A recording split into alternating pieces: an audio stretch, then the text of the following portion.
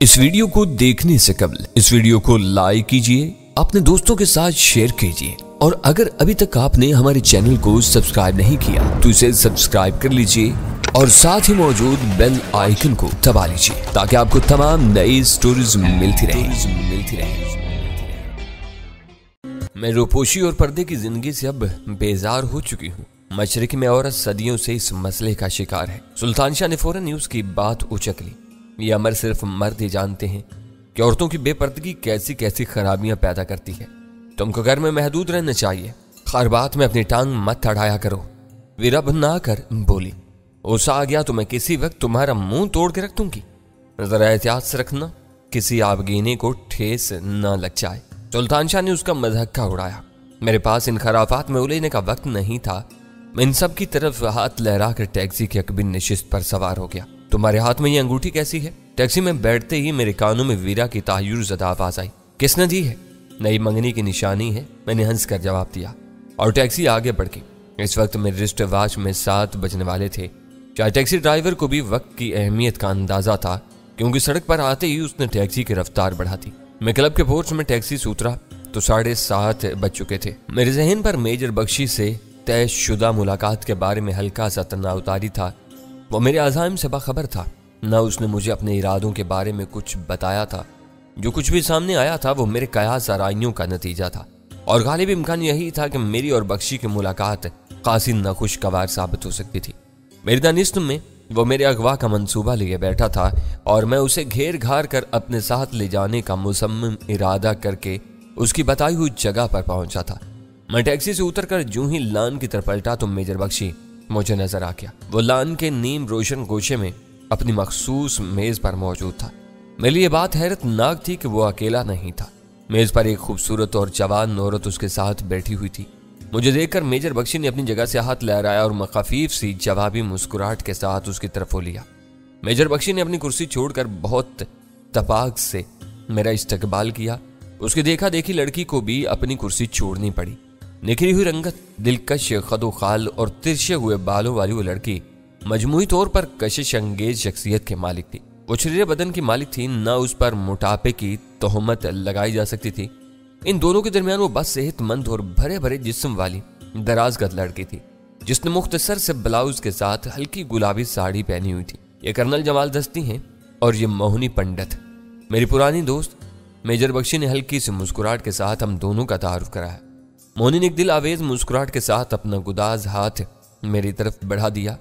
ख़वातीन से मुसाफे का यह आलमी असूल है कि इनके साथ बेजा गर्मजोशी का मुजाहरा न किया जाए। हाथ इनके हाथ में देकर सब कुछ इनकी मर्जी पर छोड़ दिया जाए। इस तरफ से जितना दबाव का इजहार हो, जवाब में उससे तजावुज न किया जाए। मोहनी से तारफी मुसाफा करते हुए मैंने उसी असूल पर अमल करना चाहा था, लेकिन उसने मेरे हाथ को अपनी गुदाज हथेली में लेकर मखरूती उंगलियों से यूं दबाया कि मैं चौंक पड़ा। अगर मैंने अपनी हथेली को फौरन ही सख्त न कर लिया होता तो मोहनी मेरे हाथ को बुरी तरह दबा चुकी होती। जारहियत की इब्तिदा उसकी तरफ से हुई थी। मैंने शाइस्तगी की हद में रहते हुए उसे अपनी मर्दाना गिरफ्त का एहसास दिलाया तो उसके पतले पतले होंठों पर एक बेसाख्ता मुस्कुराहट फैल गई। मेजर बख्शी ने हम दोनों के चेहरों से सूरत हाल का अंदाजा लगा लिया और मुस्कुराते हुए बोला, मोहनी को मैंने खास तौर पर तुमसे मिलवाने के लिए बुलाया है। आजकल ये शहर की सबसे कामयाब मॉडल गर्ल है। हर फैशन शो और काबिल जिक्र इश्तिहार में नुमाया नजर आती है। मुझे तो इस वक्त मॉडलिंग के बजाय मार्शल आर्ट का तजर्बा हुआ है। मैंने जवाबी मुस्कुराहट के साथ तबसरा किया। जरा सी चूक होती तो कोई जोड़ खिसक चुका होता। बख्शी ने तहय्युर ज़दा मुस्तफसराना नजरों से मोहनी की तरफ देखा और वो मुतरन्नम हंसी के साथ वजाहत करने लगी। पिताजी का नया शौक है, पिछले हफ्ते से मैं कराटे सीख रही हूँ। बख्शी ने इस्तफामिया अंदाज में अपना सर हिलाया और मानी कर लिया। जब बोला, कहीं वो कोरियन लड़की तो तुम्हारी ट्रेनिंग नहीं करा रही? वही है, मोहनी ने इकरार किया। मेरी ट्रेनिंग के बहाने इसे घर में काफी वक्त गुजारने का मौका मिल जाता है। पिताजी खुश रहते हैं। पंडित खासा मजलूम आदमी है। मेरी लाताल्लकी का एहसास होती मेजर बख्शी मुझसे मुखातब होकर बताने लगा, 10 बरस पहले उसकी बीवी मर गई थी। उसने मोहनी को बाप के साथ माँ का प्यार भी दिया है। अब अगर उसने दिल बहलाने के लिए किसी को रख लिया है तो ये उसका हक है। खूब, मैंने तंजिया मुस्कुराहट के साथ कहा। मुझे महसूस हो रहा है कि हमारी इस मीटिंग का एजेंडा मोहनी और उसके घरेलू हालात के गिर्द ही घूमता रहेगा। मोहनी अजनबी नहीं है, यह हम में से है और बहुत कुछ जानती है। थोड़ी देर बाद हम यहाँ से उठकर इसी के घर जाएंगे।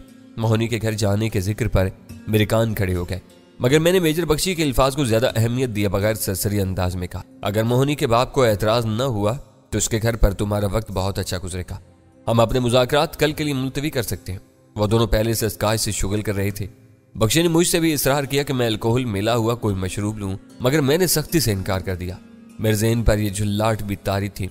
इसने मोहिनी के घर जाने का जिक्र अधूरा छोड़कर पीने पिलाने का मौजू छेड़ दिया था। वो मेरे लिए वेटर को स्कॉच लाने की हदायत देकर फारिग हुआ तो मैंने चिड़चिड़े अंदाज में दोबारा कहा, अगर आज तुम मोहिनी के खानगी मसाइल में इतने उलझे हुए हो तो मुझे इतनी लंबी तोड़ लगवाने की क्या जरूरत थी? तुमने फोन पर इस मुलाकात की अहमियत पर जोर क्यों दिया था? परेशान होने की जरूरत नहीं, उसने मेज पर आगे झुककर नरमी से कहा। मोहिनी पंडित मेरे लिए नई नहीं है, इसे मैंने तुमसे मिलवाने के लिए बुलाया। ये हम दोनों की सवालिया नजरों का सामना करते ही वो खिफत अमेज मुस्कुराहट के साथ बोली, मैं जरा वाशरूम तक जा रही हूँ, 2 मिनट में आती हूँ। अच्छा हुआ कि वो वाशरूम चली गई। चंद लम्हों के तवक्कुफ के बाद मेजर बख्शी ने सिलसिला कलाम जोड़ते हुए कहा, इसकी मौजूदगी में मैं ज्यादा खुलकर बात नहीं कर सकता था। मेरा ख्याल था कि मेरी और तुम्हारी मुलाकात में कोई तीसरा आदमी मौजूद नहीं होगा। मोहिनी बहुत कारामद लड़की है, वो बाई आंख दबा कर बोला। मालदार बाप की अकलौती बेटी है, अच्छे लोगों से दोस्तियां बढ़ाने की शौकीन है, आसानी से इसे शीशे में उतार लोगे। मुझे इन फजूल बातों में उलझाने की बजाय ये बताओ कि इस मुलाकात की क्या जरूरत थी? मैंने खुश्क लहजे में कहा। वो लौट आएगी तो बात फिर अधूरी रह जाएगी। काम की बातें इसके सामने भी हो सकती हैं। इसके सामने मैं खुलकर उसकी फराक दिलना खूबियों का जिक्र नहीं कर सकता था। थोड़ी देर पहले तुमने मोहिनी के घर जाने का जिक्र किया था। अगर इससे तुम्हारी गहरी दोस्ती है तो मैं इससे दूर रहना पसंद करूंगा। मेरी इससे इस किस्म की दोस्ती नहीं है जो तुम समझ रहे हो। मैंने उसकी बात काट दी। फिर भी मुझे इससे कोई दिलचस्पी नहीं है। जाती दिलचस्पियों को मैं अपनी जात तक महदूद रखने का कायल हूँ। उसने गहरा सांस लेकर गौर से मेरी तरफ देखा, फिर बताया, मोहिनी के घर जाने वाली बात का मफहूम भी तुमने गलत लिया है। मैं अकेला उसके घर नहीं जाऊंगा, तुम भी मेरे साथ चलोगे? मैं वहां जाकर क्या करूंगा? मैंने अपने तजस्सुस को दबाकर सवाल किया। माइक्रो बग्स इसके घर पर हैं। मेरे फ्लैट के मुकाबले में पंडित का घर महफूज और बड़ा है। वो माइक्रो बग्स हैं, जरा सी थैली में संवार सकते होंगे। इनके लिए एक बड़े घर की जरूरत क्यों पेश आ गई? मेरे ज़हन के किसी गोशे में खतरे की घंटियां बजने लगी। वो वाकई कार्टन में है। तुम्हारे हिस्से के बग एक थैली में भी आ जाएंगे, मगर इस किस्म के कामों के लिए बड़े घर ज्यादा महफूज होते हैं। बाहर से किसी को कुछ पता नहीं चलता कि कौन कहां और क्या कर रहा है। फ्लैटों में इतनी राजदारी बरकरार नहीं रहती। कल तुमने कहा था कि माइक्रो बग्स तुम्हारे पास हैं, आज वो पंडित के घर पहुंचे हुए हैं। मैंने उलझन अमेज लहजा में कहा, मेरे पास से ये मुराद नहीं थी कि मैं इन्हें जेब में लिए फिर रहा हूं। तुमने ये भी कहा था कि एनालाइजर सिस्टम के बगैर वो नाकारा संगरेजे साबित होंगे। मैं अभी अपनी बात पर कायम हूं। दरअसल आज ओबी से फोन पर मेरा राब्ता हुआ था। उसने मुझे पूरी सूरत हाल समझा दी है। एनालाइजर उसके दफ्तर में मौजूद है। उसका एक साथी पूरी महारत के साथ इसे चला सकता है।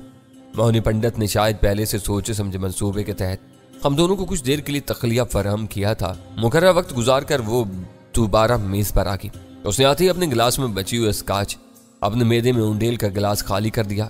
सब कुछ तय था तो तुम बग्स यहां भी मेरे हवाले कर सकते थे। मैंने कहा, वो चने के दाने नहीं हैं जो पुड़िया में बांध कर तुम्हें दे दिए जाएं। मेजर बख्शी ने चीख कर जवाब दिया, वो बहुत नाजुक और हिसास आलात है। मेरी वजाहत के बगैर तुम इन्हें इस्तेमाल नहीं कर सकोगे। मोहिनी के घर पर मैं आराम से तुम्हें सब कुछ समझा सकूंगा। नहीं मेजर, मैंने बराह रास्त उसकी आंखों में झांकते हुए कहा, मुझे अफसोस है कि मैं तुम्हारे साथ नहीं जाऊंगा। मोहिनी को भेजकर माइक्रो बग्स यहीं मंगवा लो। बख्शी की आंखों में सख्ती झलकने लगी। ऐसा मत कहो, तुम्हें मेरे साथ जाना होगा। क्या बात है, किस मसले पर बहस हो रही है? मोहिनी पंडित ने पूछा। कर्नल जमाल दस्ती तुम्हारे हुस्न और शबाब से मुतासर नहीं हुआ, इसे तुम्हारे घर जाना भी मंजूर नहीं है। मेजर बख्शी ने वो अल्फाज जिस तरह चबा चबा कर अदा किए, इससे जाहिर हो रहा था कि उसके तेवर अच्छे नहीं थे। वो मेरे इनकार का कोई ना कोई तोड़ सोच कर वहां आया था। यह बहुत बुरी बात है कर्नल, मोहिनी ने एक अदा से मेरी तरफ देखकर कहा। मुझे हैरत है कि मुझसे मिलकर भी तुम्हारे दिल में कोई नरम गोशा पैदा नहीं हो सका। तुम न गए तो मेरे घर पर तुम्हारी जियाफत का सारा एहतमाम यूं ही तरह रह जाएगा। तुम्हारा लबो लहजा कुछ बदला बदला महसूस हो रहा है। मैंने मोहिनी की बात सुनी अनसुनी करके सर्द लहजे में मेजर बख्शी से कहा, तलखी की इब्तिदा तुमने की है, तुमको मेरी हदायत पर अमल करना होगा। ओबरायन ने आखिरी गुफ्तगू में ऐसी कोई बात नहीं की थी। तुम मेरे पास नहीं सिर्फ मशीर हो।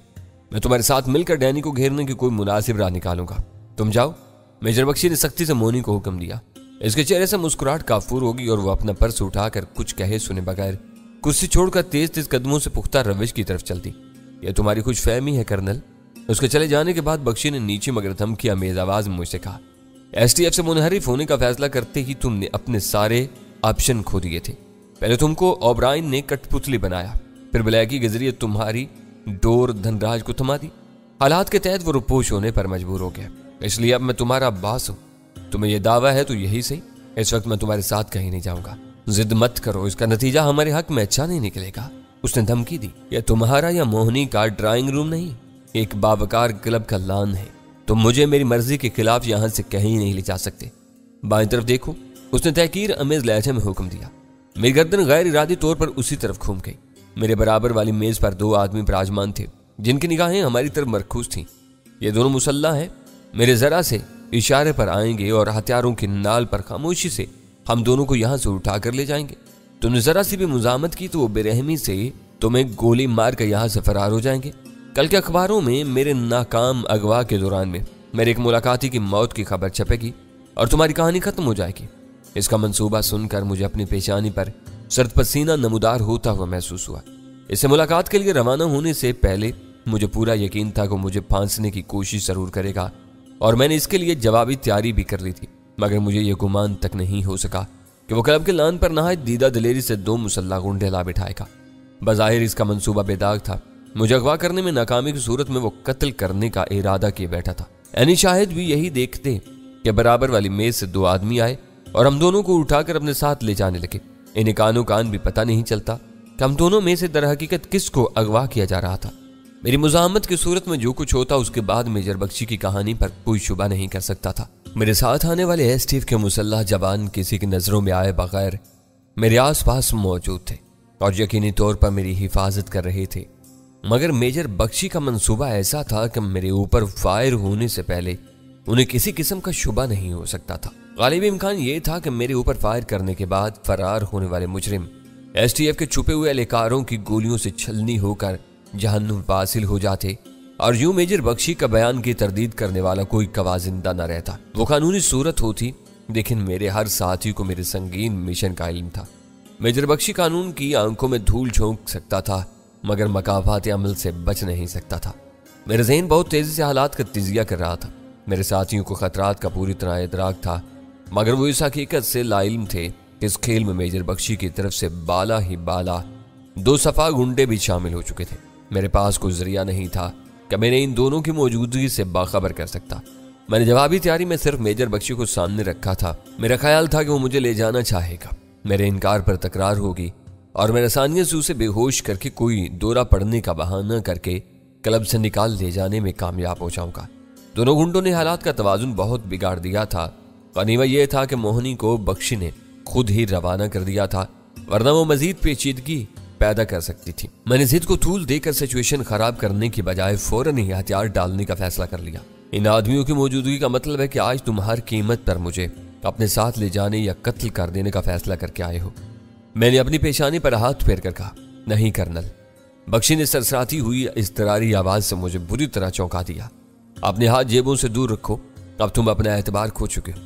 रुमाल की तलाश में इज़्तिरारी तौर पर जेब की तरफ बढ़ता हुआ मेरा हाथ उसके इब्तदाई अल्फाज के साथ ही रुक चुका था।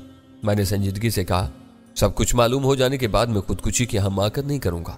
मैं जेब से रुमाल निकालना चाह रहा था। उसने अपनी जेब से टिश्यू पेपर निकाल कर मेरी तरफ बढ़ा दिया। तुम्हें इसकी जरूरत है, तुम्हारी पेशानी अर्कालूद हो रही। तुम्हें मुझसे यकायकी क्या मुखासमत हो गई है? मैंने कोहनियां मेज पर टिकाकर पूछा। शुबहात पहले से परवान चढ़ रहे हैं। ये ओबी का मशवरा है कि अब तुम्हारे बारे में छानबीन की जाए। वो हथियार ले जाने वाली गाड़ी के हाथ से कोई इत्तिफाक करार नहीं दे रहा, लेकिन इस वाक़े से मेरा क्या ताल्लुक था? मैंने दबी आवाज में एहतजाज किया। धनराज तुम्हारे राब्ते में था। वो गाड़ी अपनी मंजिल के लिए उसी के होटल से रवाना हुई थी। हो सकता है कि गाड़ी का पीछा किया जा रहा हो और उसके आदमी हरासा हो गए हो। होने को तो बहुत कुछ हो सकता है। ओबराइन क्या सराय में बहुत दूर निकल गया है। मुझे अपने ख्वाबों की ताबीरात बहुत दूर नजर आने लगी हैं। अगर तुम सच्चे हो और हमें डबल क्रॉस नहीं कर रहे हो तो तुम्हें घबराने की कोई जरूरत नहीं। छानबीन के बाद तुम्हारे दावों की तस्दीक हो गई तो तुम्हें आज़ादी मिल जाएगी। मैंने तो आज तक तुम लोगों के सामने कोई दावा नहीं किया। मैंने कहा, वो सिर्फ 2 बातों की तस्दीक चाहता है। तुम वाकई कर्नल जमाल दस्ती हो और अपनी फौज के खिलाफ बागियाना सोच रखते हो। उसने जवाब दिया, रिकॉर्ड तुम्हारे सामने है। तुम लोगों से मुलाकात होने से पहले ओबराय ने खुफिया सरकारी इजलास से मेरे फिंगरप्रिंट्स हासिल कर चुका था, मगर तुमने मुझे आज तक अपनी आर्मी यूनिट और रिटायरमेंट की तारीख के बारे में कुछ नहीं बताया। एक साबका फौजी के लिए ये दोनों बातें बहुत अहम होती हैं। मैं कल अपनी सर्विस बुक की फोटोकॉपी तुम्हें ला दूंगा। मैंने पेशकश की। अब वक्त गुजर गया, सब काम दूसरे तरीके से पूरे किए जाएंगे। मैं तुम्हारे साथ जाने पर आमादा हूं, अब अपने इन 2 जल्लादों को रुखसत कर दो। वो अजीब और पुरगुरूर अंदाज में धीरे से हंसा फिर बोला, ये दोनों शहर के मारूफ मगर सफेद पोश कातिल हैं। हमें दूर दूर से गाड़ी तक पहुंचा के रुखसत हो जाएंगे। मैं जराइम पेशा लोगों के साए तक से दूर भागता हूँ। मजबूरी के तहत सिर्फ हिफ्ज़ मातकद्दुम के लिए इनका बंदोबस्त करना पड़ा। मुझे मालूम था कि तुम मक्कार आदमी हो, आसानी से काबू में नहीं आओगे। मेरे सर पर से एक बड़ा बोझ उतर गया। वो दोनों सर पर सवार रहते तो क्लब से अगवा या रवानगी के बाद भी मैं बाजी उलटने की कोई कामयाब कोशिश नहीं कर सकता था। STF के जो आदमी पोशीदा रहकर मेरी हिफाजत कर रहे थे, उन्हें इल्म था कि इस मुलाकात में मेरे अगवा का खतरा शामिल था, लेकिन मैंने उन्हें वाज़ेह तौर पर हदायत की थी तो वो मेरी तरफ से इशारा मिले बगैर कोई कार्रवाई नहीं करेंगे। मुझे खतरे में घिरा हुआ देखकर वो अज खुद कोई भी कदम उठा सकते थे। इस मरहले पर मैंने एक मरतबा फिर फौरी मुजाहमत के इम्कान पर गौर किया। मैं बगल खुजाने के बहाने अपना दाहिना हाथ सर से ऊपर बुलंद करके अपने पोशीदा मुहाफिजों को मुदाखलत की दावत दे सकता था। वो मुख्तलिफ समतों से नमूदार होकर हमें घेरे में ले सकते थे। खराबी ये थी कि इनकी सारी तवज्जो मेजर बख्शी पर मरकूज होती। वो सब सादा कपड़ों में मलबूस थे। इन्हें यह इल्म नहीं था कि हमारे साथ वाली मेज पर बख्शी के साथ 2 मुसल्ला आदमी बैठे हुए थे। उनकी इस गफलत का फायदा उठाकर वो दोनों अपने बास को नरगे में लेने वालों पर गोलियां बरसा सकते थे। इससे पहले कि मैं STF वालों को होशियार करता, हड़बूंग और अफरा तफरी में इन समेत क्लब के लान पर बैठे हुए कई गाहक हलाक और जख्मी हो सकते थे। गौर करने के बाद मैंने इस मरतबा भी मुजाहमत का इरादा तर्क कर दिया। अपनी दानिस्त में मुझे जेर कर लेने के बाद मेजर बख्शी बहुत पुरसकून नजर आ रहा था। कुछ देर बाद उसने वेटर को बिल लाने की हदायत की और बिल की रकम फोल्डर में रखते ही कुर्सी छोड़ दी। मैंने उसकी तकलीद की। उसके लाए हुए बदमाश शायद पहले ही से फारिग बैठे हुए थे। हमारे आगे बढ़ने के चंद लम्हों बाद वो भी उठ गए। मेजर बख्शी ने जिस अंदाज में जराइम पेशा अफराद से दूर रहने की आदत का जिक्र किया था, इसकी बिना पर मुझे क्लब के लान पर इन दोनों बदमाशों की मौजूदगी पर हैरत थी। ये बात कमोबेश हर शख्स ही जानता था कि महज पैसे के बल पर हर एरा गैरा शहर के मशहूर क्लबों में नहीं जा सकता। क्लब में दाखिले के लिए बाकायदा रुकनीत जरूरी होती है, या फिर क्लब के अरकान अपने मेहमान को क्लब में ला सकते थे। इन तफरीही मकामात की रुकनीत हासिल आसानी से नहीं की जा सकती थी। हर वक्त उम्मीदवारों की एक माकूल तादाद अपनी बारी के मुंतजिर रहती है। वो दोनों जिस तरह अलग थलग बैठे हुए थे, इससे जाहिर हो रहा था कि वो क्लब के रुकन नहीं थे। बख्शी से यह तवक्का नहीं की जा सकती थी कि उसने इन्हें अपने मेहमानों के तौर पर वहां लाने की हमाकत की होगी, क्योंकि उसके मंसूबे के एक हिस्से के मुताबिक जरूरत पड़ने पर इन्हें फायरिंग करते हुए वहां से फरार होना था। वाकया रुनमा हो जाता तो बाद में इन दोनों को लाने या बुलाने वाले मेजबान की हैसियत मशकूक हो जाती। पता नहीं वो दोनों किसकी तायद से वहां पहुंचे थे। तुमने टैक्सी रोकी हुई है या इसे रुखसत कर दिया? बख्शी के सवाल ने मुझे चौंका दिया। तुम्हें मालूम है कि रात में यहाँ से छावनी के लिए मुश्किल ही से कोई टैक्सी ड्राइवर रजामंद होता है। मैं 2 तरफा किराया तय करके आता हूँ। ओह, वो कदरे मुतफक्किर हो गया। जाने से पहले उसे भी रुखसत करना होगा। मैंने कोई जवाब देना जरूरी नहीं समझा। वो मसला उसका पैदा किया हुआ था, इसका हल भी उसी को निकालना चाहिए था। रास्ते में एक जगह रुक कर उसने बाहर से मेरी जेबें टटोल कर इत्मीनान कर लिया कि मैं मुसल्ला नहीं था। पार्किंग के लिए मखसूस नीम रोशन और कच्चे मैदान में मेजर बख्शी की गाड़ी की ड्राइविंग सीट पर मोहनी पंडित पहले से विराजमान थी। आओ कर्नल, उसने नीचे उतरकर इस्तजाइया लहजे में मेरा इस्तकबाल किया। मुझे मालूम था कि मेजर बख्शी धुन का पक्का आदमी है। तुम ना आए तो वो तुम्हें ले आएगा। इस दौरान में दोनों मुसल्ला गुंडे हम में से किसी से कोई बात के बगैर आगे निकल गए। मैं लाया नहीं गया, खुद आया हूं, मैंने कहा। बख्शी ने मेरी तरदीद नहीं की। इसकी हदायत पर मुझे मोहनी पंडित के बराबर वाली निशिस्त पर बैठना पड़ा। वो खुद मेरी पिछली निशिस्त पर बैठ गया। इस तरह वो मुझ पर नजर रख सकता था। मैंने अपनी उंगली में पहनी हुई अंगूठी का रुख ऊपर से घुमाकर अंदर कर लिया। मोहनी ने इंजन स्टार्ट करते हुए मुशाकी से गाड़ी आगे बढ़ा दी और दोबारा बोली, मुझे अफसोस है कि तुम्हें ना चाहते हुए भी मेरी जियाफत सहनी होगी। मोहनी, फजूल बातें मत करो, ड्राइविंग पर ध्यान दो। दरबान के पास एक लम्हे के लिए गाड़ी रोक लेना। मेजर बख्शी ने हल्की सी सर्जिश की। पार्किंग एरिया से चक्कर लेकर मोहनी ने गाड़ी क्लब के वर्दी पोश दरबान के करीब रोकी तो मेजर बख्शी ने पिछली खिड़की से 100 के 3 नोट उसकी तरफ बढ़ा दिए। यह तुम रख लो। दरबान हैरत से नोटों को देखता रह गया और गाड़ी आगे बढ़ गई। आज तुमने गैर मामूली फ्याजी क्यों दिखाई है? मेजर बख्शी की इस अजीब हरकत पर मोहनी सवाल के बगैर नहीं रह सकी। बस एक गलती होते होते रह गई। नोट देने तक मेरा ख्याल था कि दरबान कर्नल जमाल दस्ती के टैक्सी ड्राइवर को किराया अदा करके फारिग कर देगा। इसलिए मैं मुझे ख्याल आया कि कर्नल या इसके ड्राइवर के साथ अपना नाम मुंसलिक करने की क्या जरूरत है, और रकम टिप में बदल गई। एसटीएफ के बारे में मेरे जाती नजरियात कुछ भी हों, मेरी जात तक महदूद है। मेरे गायब होने पर फोर्स को तशवीश होगी। तुम्हारी हर एहतियात के बावजूद वो जल्द ही तुम्हारा सुराग हासिल कर लेंगे। मैंने दिल ही दिल में उसकी एहतियात का एतराफ़ करते हुए कहा, मेरा सुराग हासिल करने से पहले उन्हें यह मालूम हो चुका होगा कि तुम इनसे बागी होकर हमारे साथ काम कर रहे थे। यह नुक्ता इन्हें अपनी गिरबान में झांकने पर मजबूर कर देगा। इस वक्त मेजर बख्शी को मेरे ऊपर बालादस्ती हासिल थी। मैं उसे ये नहीं बता सकता था कि उसकी वो कुछ फहमी कतई बेबुनियाद थी। क्लब से निकलने के बाद गाड़ी का रुख शहर के मरकजी इलाके की तरफ हो गया था। जब मोहनी ने गाड़ी शाहीन कमर्शियल कम्प्लेक्स वाले चौराहे से दाहिनी तरफ मोड़ी तो मैं पहलू बदल कर अपनी निशिस्त में सीधा हो गया। मैंने मेजर बख्शी से मुलाकात का फैसला करते ही ये फैसला कर लिया था कि क्लब के लाउंज पर मैं किसी रवायती हथियार से उसे जेर करने का खतरा मोल नहीं लूंगा। गोली चलाकर उसे हलाक किया जा सकता था, लेकिन अगवा करना मुमकिन नहीं था। इस फैसले की वजह से मुझे ये सुर्ख रुई भी मिली कि जब मेजर बख्शी ने मेरी जेबें टटोरी तो इनमें कोई हथियार मौजूद नहीं था। मैंने अव्वल खान के साथ इसके खुसूसी कमरों की सैर के दौरान में बीम गन लेने का इरादा तर्क कर दिया था, क्योंकि चंद दूसरी चीजों के साथ मुझे इस माल खाने से वो नादर अंगूठी भी मिल गई थी जो इस वक्त भी मेरी उंगली में मौजूद थी। बज़ाहिर वो एक बड़े और भूडे से सुर्ख नगीने वाली अंगूठी थी। किसी मन्नत या अकीदत के तहत बहुत से लोग ऐसी अंगूठियां पहनते हैं, इसलिए सरसरी नजर में इस पर कोई शुबा नहीं होता था।